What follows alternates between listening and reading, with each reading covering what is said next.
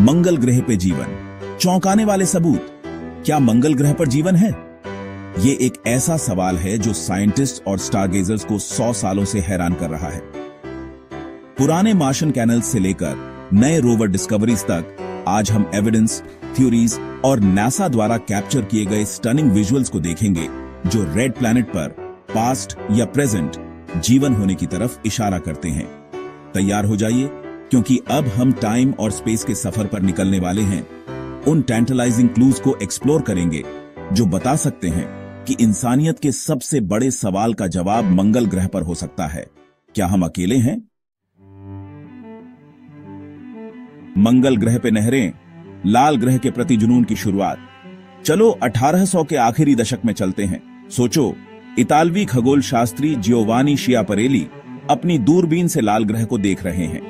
वो देखते हैं जिसे वो मंगल ग्रह पर कनाली कहते हैं, लंबी पतली रेखाएं जो सतह पर एक दूसरे को काटती हैं। अब इतालवी में कनाली का मतलब चैनल्स हो सकता है, लेकिन इसका गलत अनुवाद कैनल्स के रूप में किया गया, जिसका मतलब है कि किसी ने बनाया है।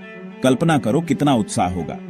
मंगल ग्रह पर नहरों का विचार, जो बुद्धिमान प्राणियों द्वारा बनाई गई है, लोगों की कल्पना को आकर्षित करता है। अब बात करते हैं पर्सिवल लोवेल की, एक अमेरिकी खगोल शास्त्री जो शियापरेली की टिप्पणियों से पूरी तरह मोहित हो गए। लोवेल को यकीन था कि ये नहरें मंगल ग्रह पर सभ्यता का सबूत है, शायद एक मरती हुई सभ्यता जो खुद को जीवित रखने के लिए ध्रुवीय बर्फ की टोपियों से पानी लाने की कोशिश कर रही है। उन्होंने अपने जीवन के कई साल मंगल ग्रह को देखने के लिए समर्पित कर दिए, यहां तक कि सबसे अच्छा दृश्य देखने के लिए एरिजोना में अपनी खुद की वेधशाला भी बनाई। लोवेल ने सावधानीपूर्वक नहरों के एक जटिल नेटवर्क का नक्शा तैयार किया, जिसमें उनके चौराहों पर नखलिस्तान भी थे। लेकिन जैसे जैसे दूरबीनों में सुधार हुआ और मंगल ग्रह के बारे में हमारी समझ बढ़ी, एक अलग तस्वीर सामने आई। पता चला कि नहरें नजर का धोखा थीं, प्रकाश और छाया का खेल जो इंसानी समझ और शुरुआती दूरबीनों की सीमाओं पर खेल रहा था। हालांकि लोवेल की विरासत पूरी तरह से व्यर्थ नहीं थी। उनके जुनून ने, हालांकि गलत था, मंगल ग्रह के प्रति एक ऐसा आकर्षण पैदा किया जो समय के साथ और मजबूत होता गया है। Viking on Mars. क्या हमने लाइफ ढूंढी और उसे मिस कर दिया? 1970 के दशक की बात है। बेल बॉटम्स और डिस्को का जमाना। इंसान चांद पर पहुंच चुका था और अब हमारी नजरें मंगल ग्रह पर थीं। 1976 में नासा ने एक नहीं बल्कि 2 वाइकिंग लैंडर्स लाल ग्रह पर उतारे, जो सौर मंडल को एक्सप्लोर करने की हमारी खोज में एक बहुत बड़ी उपलब्धि थी। ये सिर्फ फ्लाई बाय या ऑर्बिटर्स नहीं थे, ये लैंडर्स थे जिन्हें मंगल की सतह पर उतरने और एक्सपेरिमेंट्स करने के लिए डिजाइन किया गया था, खास तौर पर जीवन के संकेतों की खोज के लिए। एक एक्सपेरिमेंट, लेबल रिलीज एक्सपेरिमेंट, ने खास तौर पर दिलचस्प नतीजे दिए। इसे मेटाबॉलिक प्रोसेसेस यानी जीवित जीवों के अंदर होने वाली केमिकल रिएक्शंस का पता लगाने के लिए डिजाइन किया गया था। एक्सपेरिमेंट में मंगल ग्रह की मिट्टी के सैंपल्स में एक न्यूट्रिएंट सॉल्यूशन मिलाया गया और रेडियोएक्टिव कार्बन डाइऑक्साइड की रिलीज पर नजर रखी गई, जो इस बात का संकेत था कि कुछ न्यूट्रिएंट्स को मेटाबोलाइज कर रहा था। और पता है क्या? एक्सपेरिमेंट में एक पॉजिटिव सिग्नल मिला। ऐसा लग रहा था जैसे मंगल की मिट्टी में कुछ न्यूट्रिएंट्स को खा रहा है और कार्बन डाइऑक्साइड रिलीज कर रहा है, बिल्कुल एक माइक्रोब की तरह। हालांकि वाइकिंग पर एक और अहम एक्सपेरिमेंट, जिसे ऑर्गेनिक मॉलिक्यूल्स, जीवन के बिल्डिंग ब्लॉक्स जैसा कि हम जानते हैं, का पता लगाने के लिए डिजाइन किया गया था, खाली हाथ रहा। इसने काम में अड़ंगा डाल दिया। बिना किसी ऑर्गेनिक मॉलिक्यूल्स के मेटाबॉलिक एक्टिविटी कैसे हो सकती है? वाइकिंग के नतीजे आज तक बहस का विषय बने हुए हैं। कुछ वैज्ञानिकों का तर्क है कि लेबल रिलीज एक्सपेरिमेंट ने शायद अजीब मंगल ग्रह केमिस्ट्री का पता लगाया होगा, न कि बायोलॉजिकल लाइफ का। वाइकिंग मिशन हालांकि मंगल ग्रह पर जीवन के सवाल का निश्चित जवाब नहीं दे पाए, लेकिन उन्होंने संभावना की लौ जला दी। एक उल्कापिंड में संदेश, ALH 84001 की कहानी। अब चलो अंटार्कटिका की एक सैर करते हैं। 1984 में वैज्ञानिकों को एक अजीब पत्थर मिला, एक उल्कापिंड जो अंतरिक्ष से पृथ्वी पर गिरा था। यह कोई आम अंतरिक्ष का पत्थर नहीं था। विश्लेषण से पता चला कि यह मंगल ग्रह से आया था। लाखों साल पहले एक इंपैक्ट इवेंट के कारण सतह से अलग हो गया था। उन्होंने इसे ALH 84,001 नाम दिया। बहुत अच्छा नाम नहीं है, मुझे पता है, लेकिन नाम में जो कमी थी उसकी भरपाई वैज्ञानिक उत्सुकता ने कर दी, क्योंकि 1996 में नासा के वैज्ञानिकों की एक टीम ने एक चौंकाने वाली घोषणा की। ALH 84,001, उनके अनुसार इसमें संभावित माइक्रोफॉसिल्स थे, छोटी संरचनाएं जो जीवाश्म बैक्टीरिया की तरह दिखती थीं। इस खबर ने वैज्ञानिक समुदाय और उसके बाहर हलचल मचा दी। कल्पना कीजिए, मंगल ग्रह पर जीवन के जीवाश्म सबूत यहीं पृथ्वी पर एक चट्टान में बंद है जिसने सौर मंडल में लाखों मील की यात्रा की है। राष्ट्रपति बिल क्लिंटन ने भी इस खोज के बारे में राष्ट्र को संबोधित किया। ब्रह्मांड में जीवन की हमारी समझ के लिए इसके गहरे निहितार्थों पर प्रकाश डाला। जैसे जैसे और शोधकर्ताओं ने ALH 84,001 की जांच की, संदेह उभरने लगे। क्या इन संरचनाओं को जैविक प्रक्रियाओं के बजाय भूवैज्ञानिक प्रक्रियाओं द्वारा समझाया जा सकता है? क्या हम जो देख रहे थे उसकी गलत व्याख्या कर रहे थे? ALH 84,001 पर बहस आज भी जारी है। जबकि शुरुआती उत्साह कम हो गया है, उल्कापिंड इतिहास में सबसे अधिक अध्ययन किए गए चट्टानों में से एक है। यह एक याद दिलाता है कि असाधारण दावों के लिए असाधारण सबूतों की आवश्यकता होती है, और ALH 84,001 के मामले में अभी तक कोई फैसला नहीं हुआ है। हम सब जानते हैं कि पानी जीवन के लिए बहुत जरूरी है। जैसा कि हम जानते हैं, यह हमारे प्लैनेट का जीवन है, और पृथ्वी के बाहर जीवन ढूंढते वक्त सबसे पहले हम पानी ही ढूंढते हैं।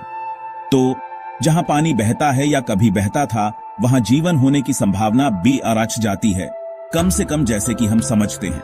अब मार्स एक सूखा, बंजर रेगिस्तान लग सकता है, लेकिन इससे मूर्ख मत बनो। इसकी धूल भरी सतह के नीचे एक दिलचस्प इतिहास छुपा है, एक कहानी जो पानी में लिखी गई है, या कम से कम उसके अवशेषों में। नासा के ऑर्बिटर्स जो लाल ग्रह की परिक्रमा कर रहे हैं, उन्होंने ऐसी तस्वीरें भेजी हैं जो एक बीते युग की कहानी बताती हैं। उन्होंने प्राचीन नदी तल, बहते पानी से बनी विशाल घाटियां और जो सूखे हुए झील तल दिखाई देते हैं, कुछ पृथ्वी की सबसे बड़ी झीलों से भी बड़े दिखाए हैं। ये सबूत एक ऐसे मार्स की तस्वीर पेश करते हैं जो कभी गर्म, नम और शायद जीवन के लिए अधिक मेहमाननवाज था। लेकिन और भी रोमांचक बात यह है कि आज मार्स पर पानी हो सकता है, सिर्फ दूर के अतीत में ही नहीं। वैज्ञानिकों ने कुछ मार्शियन ढलानों पर काली धारियां देखी हैं, जो मौसम के अनुसार दिखाई देती हैं और मार्शियन मौसमों के साथ घटती बढ़ती रहती है। पानी अपने विभिन्न रूपों में मार्स पर मौजूद है, और जहां पानी है वहां हमेशा कुछ असाधारण होने की संभावना होती है। अब चलो बात करते हैं असली मार्स हीरोज की, हमारे रोवर्स। ये रोबोटिक एक्सप्लोरर्स रेड प्लैनेट पे हमारी आंखें और कान मार्स के बारे में हमारी समझ को पूरी तरह बदल दिया है। और हमें क्या वहां जिंदगी है, इस सवाल के जवाब के बहुत करीब ले आए हैं। सबसे पहले हमारे पास क्यूरियोसिटी है, एक कार जितनी बड़ी रोवर जो 2012 में गेल क्रेटर में उतरी थी। यह कोई आम लैंडिंग साइट नहीं थी। गेल क्रेटर को इसलिए चुना गया क्योंकि वहां पानी होने के निशान थे, जो इसे एंशिएंट लाइफ ढूंढने के लिए एक अच्छी जगह बनाता है। और क्यूरियोसिटी ने निराश नहीं किया। इसने गोल्ड पेबल्स खोजे, मार्स के पुराने समय में बहती हुई नदी का साफ सबूत। इसने मडस्टोन पाया, एक तरह का पत्थर जो पानी की मौजूदगी में बनता है। और शायद सबसे ज्यादा एक्साइटिंग, इसने मार्शियन मिट्टी में ऑर्गेनिक मॉलिक्यूल्स यानी जिंदगी की ईंटें ढूंढी। हालांकि ऑर्गेनिक मॉलिक्यूल्स जिंदगी का पक्का सबूत नहीं है, लेकिन वो जिंदगी की रेसिपी के जरूरी इंग्रेडिएंट्स हैं, और मार्स पे उनकी मौजूदगी एक बड़ी खोज थी। 2021 में नासा ने और बढ़िया काम किया। परसेवरेंस नाम की एक नई रोवर भेजी जेज़ेरो क्रेटर एक्सप्लोर करने के लिए, एक ऐसी जगह जो साइंटिस्ट मानते हैं कि कभी एक झील और नदी का डेल्टा थी। परसेवरेंस में और भी सोफिस्टिकेटेड इंस्ट्रूमेंट्स हैं, खास तौर पे बायो सिग्नेचर्स यानी पास्ट लाइफ के केमिकल फिंगरप्रिंट्स ढूंढने के लिए बनाए गए। परसेवरेंस का मिशन है रॉक और सोइल सैंपल्स कलेक्ट करना, जो आखिरकार अर्थ पे वापस लाए जाएंगे। ये पहली बार होगा कि इंसान मार्स के पीसेस अपनी लैब्स में स्टडी करने के लिए वापस लाएगा।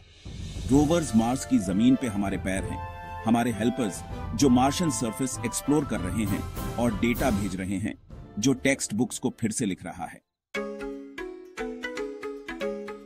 तो अब हम कहां जाएंगे? मार्स एक्सप्लोरेशन का फ्यूचर क्या है? वेल, अपनी हैट्स पकड़ के रखो, क्योंकि चीजें अब और भी एक्साइटिंग होने वाली हैं। अगला डेकेड मार्स एक्सप्लोरेशन के लिए एक गोल्डन एज होने वाला है। वो सैंपल्स याद हैं जो परसेवरेंस कलेक्ट कर रहा है। नासा और यूरोपियन स्पेस एजेंसी उन सैंपल्स को 2030s में अर्थ पर वापस लाने के लिए एक एम्बिशियस प्लान पर काम कर रहे हैं। जरा सोचो, जब वो सैंपल्स अर्थ पर आएंगे, केयरफुली कंटेन्ड और दुनिया के बेस्ट साइंटिस्ट द्वारा एनालाइज होने के लिए तैयार, ये मार्स के एक टाइम कैप्सूल को खोलने जैसा होगा जो पोटेंशियली एंशिएंट लाइफ का एविडेंस रखता है। लेकिन अब ये सिर्फ रोबोट्स के बारे में नहीं है। इलॉन मस्क और स्पेस एक्स ने ह्यूमंस को मार्स भेजने के लिए अपना लक्ष्य बना लिया है, रेड प्लैनेट पर एक परमानेंट सेटलमेंट बनाने के प्लान के साथ। जरा सोचो, ह्यूमंस मार्स पर चल रहे हैं, रिसर्च कर रहे हैं, स्ट्रक्चर्स बना रहे हैं, शायद प्लैनेट को और ज्यादा रहने लायक बनाने के लिए टेराफॉर्मिंग भी कर रहे हैं। और ये सिर्फ यूनाइटेड स्टेट्स का काम नहीं है। चाइना, यूरोप और दूसरे स्पेस एजेंसीज भी अपने मार्स एक्सप्लोरेशन एफर्ट्स बढ़ा रहे हैं, ऑर्बिटर्स, लैंडर्स और खुद के रोवर्स लॉन्च कर रहे हैं। मार्स की रेस शुरू हो चुकी है और ये एक ग्लोबल इंडेवर है जो कॉस्मोस एक्सप्लोर करने की हमारी शेयर्ड क्वेस्ट में नेशंस को एक साथ ला रहा है। मार्स पर लाइफ मिलने के इम्प्लीकेशंस, चाहे वो माइक्रोबियल लाइफ ही क्यों ना हो, बहुत प्रोफाउंड होंगे। तो क्या मंगल ग्रह पर जीवन है? अभी तक तो नहीं मिला, लेकिन इसके सबूत मिलते जा रहे हैं। पुराने नदियों से लेकर रहस्यमयी रसायन विज्ञान तक लाल ग्रह अपने राज बताता रहता है। अगर आपको यह वीडियो पसंद आया तो लाइक, सब्सक्राइब और बेल आइकॉन दबाना ना भूलें, ताकि आपको अंतरिक्ष के रहस्यों और विज्ञान के बारे में और वीडियो मिलते रहे।